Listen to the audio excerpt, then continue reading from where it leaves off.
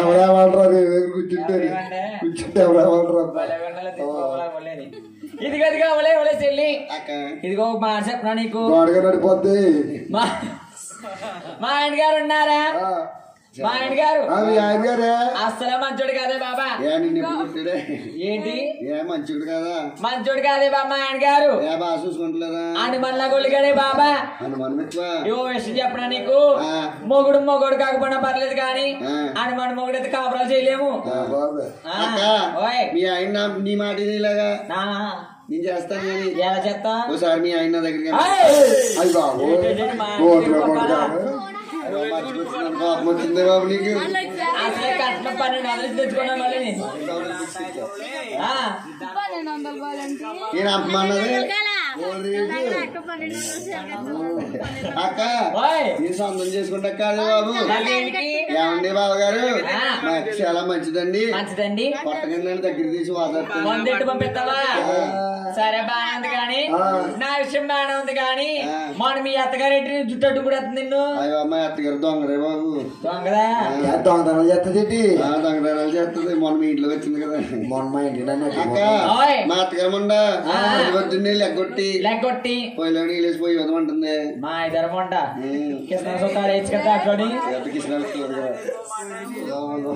ఒలే ఒలే కాదు కానీ ఇదిగో మీ అత్తగారి చెప్పనేటి చెప్పక్క ముందు ఉందా నీ దగ్గర ముందు కాదు పైన చెప్తాను మీ అత్తగారి మాట వినాలన్నా పెత్తనం నీకు రావాలన్నా చిన్న ఉపాయం ఉంది నీ దగ్గర ఉపాయం లేకపోతే ఏంటమ్మో కొత్తగా కాపురానికి వచ్చినప్పుడు తోటకూరలో ముందటి మీ తోటకూరలు ఇద్దరిని చంపేసామంట కదా చెప్పగా బాబాయ్ అన్ని వాళ్ళు ఎప్పుడు ఎవరు మాట్లాడినా అదో ఫ్రెండ్స్ కట్ చేసేసుకుంటారు ఆవిడ చెప్పింది మొన్న ఆవిడ మంచిదే ఇదిగో మీ అత్తగారు నీ మాట వినాలన్నా నీకు తాళాల గుర్తు పెత్తనం రావాలన్నా చిన్న ఉపాయం ఉంది తాళాల గుర్తులే ఇదిగో ఏం చేస్తాం అనుకున్నావు నీకు ఎప్పుడైనా జ్వరం వచ్చిందా రాలేదా రాకపోతే ఉపయోగం చేస్తున్నా చూడు కలర్ గారు చూడు మళ్ళీ ఇదిగో ఏం చేస్తారనుకున్నారు ఒక ఉల్లిపాయ అడ్డంగా కోసుకుని ఏదైనా కోసుకుని ఇదిగో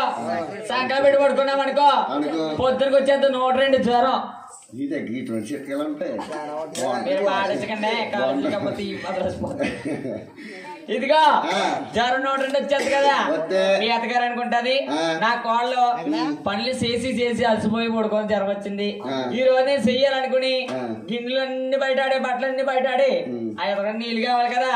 మీ ఇంటి దగ్గర ఉంది బావి ఆ బావి దగ్గరికి వెళ్ళిన తర్వాత బకెట్ తోడు కురసగా వస్తామనుకో మీ ఎత్తగా పొట్టుగా కుదమట్టంగా ఉంటది కదా ఇదిగో ఏం చేద్దాం అనుకున్నా నీళ్ళు తోడినప్పుడు మీ అత్తగారు నీళ్ళు అందక 2 కాళ్ళు పైకెత్తుద్ది కదా నువ్వు వెనకాల సైలాంట్కి వెళ్ళి పిల్లల సైలాంట్కి వెళ్ళి కాలు ఎత్తేసి